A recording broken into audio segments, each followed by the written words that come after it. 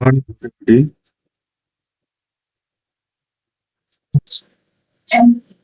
বাজার pre opening এ Nifty 91 point plus, Sensex 360 point plus, bank Nifty 273 point plus. তার মানে এটা গ্যাপ আপ ওপেনিং। আর চার্টে চলে আসি, চার্টে এই যে সেলিং হলো, সেলিং হওয়ার পরে ব্যাংক নিফটি এক জায়গায় হোল্ড করলো। এখানে কি হলো, একবার ওঠার চেষ্টা করলো, সেলার এসে নামিয়ে দিল, আবার আরেকবার ওঠার চেষ্টা করলো, সেলার এসে নামিয়ে দিল। তাহলে মানে ব্যাংক নিফটির চার্টে বায়ার সেলার দুজনই আছে, তবে বায়ারের কম্পারেটিভলি সেলার বেশি আছে। তাহলে এক্ষেত্রে গ্যাপ আপ ওপেনিং এ একটা জায়গায় হোল্ড করলে এখানে সেলারদের টার্গেট করার জন্য বাই করতে হবে। নিফটির চার্টে নিফটি এই ডিরেকশন আপ 25,000 যেটা মেজর লেভেল, সেটাকে ক্রস করেছে, ক্রস করে হোল্ড করেছে। তার মানে এই আপ ডিরেকশন ওয়াইজ যেহেতু বুলিশ মার্কেট, সেহেতু এখানে বাই করতে হবে। এখন বাজার ওপেন হোক, কি হালচাল দেখাচ্ছে সেই অনুযায়ী পজিশন করতে হবে। এখানে যত বড় ক্যান্ডেল ফরমেশন হয়েছে, একটা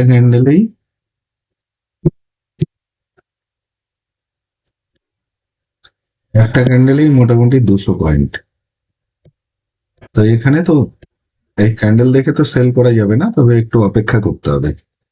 অপেক্ষা করার পরে তখন দেখি কি করা যায়। এই এত বড় ক্যান্ডেল, তার মানে এখান থেকে মার্কেট উপরে যাওয়ার চেষ্টা করছিল, কিন্তু এখানে কিছু মানে যারা নিচের বায়ার তারা এখানে প্রফিট বুকিং করেছে, ওই জন্য সাব সেলিং। তো এখন অপেক্ষা করে দেখি বাজার কি করছে, সেই অনুযায়ী পজিশন বানাতে হবে। তো এখানে যেরকম মার্কেট বাজার একটু উপরে ওঠার চেষ্টা করছে, একটু অপেক্ষা করি। তো এখানে মনে হচ্ছে এটা বাই সাইডের পজিশন করলে করে নেওয়া যায়।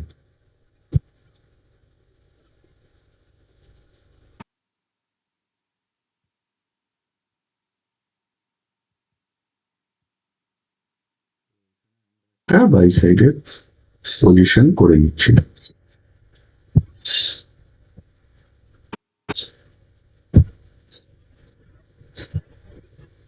এখন দেখা যাক কি হয়, দেখা যাক কি হয়। আমরা এখানে কিছুটা লসে, তো দেখা যাক বাজার আমাদের লস দেয় না কি দেয়।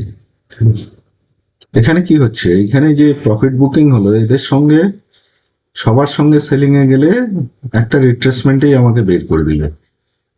তো মার্কেট তো বুলিশ, সেই হিসেবে আমি এখানে বাই করলাম, যেখানে সবাই সেল করলো সেখানে বাই করলাম। তো এখন দেখা যাক কি হয়, প্রফিট হয় না লস হয়। একটা সমস্যা হয়ে গেছে, প্রাইস একদম ক্লোজিং প্রাইসের কাছাকাছি। তো এই ক্ষেত্রে কি হয়, সবাই ক্লোজিং প্রাইসকে স্টপ লস থেকে বাই করতে আসে, সেক্ষেত্রে মার্কেট অনেক সময় একটু নিচে নামে। এই একটা রিস্ক থাকে। তো রিস্ক তো সব জায়গাতেই থাকে, কিন্তু আমাদেরকে ওই প্রফিট লস মেনটেন করে চলতে হবে। তো দেখা যাক কি হচ্ছে। প্রফিটে এসছি, কিন্তু যেরকম আশানুরূপ প্রফিট সেরকম হয়নি, মানে যেটা আমাদের স্টপ লস থাকে। জাস্ট ক্লোজিং প্রাইসের সাপোর্ট নিয়ে মার্কেট উপরের দিকে যাচ্ছে, তো এখানে একটা আবার নিচে ফল হওয়ার একটা সম্ভাবনা থাকে। তো সেই ক্ষেত্রে দেখি 2-1 মিনিট অপেক্ষা করি, পজিশন না হলে কেটে দেবো।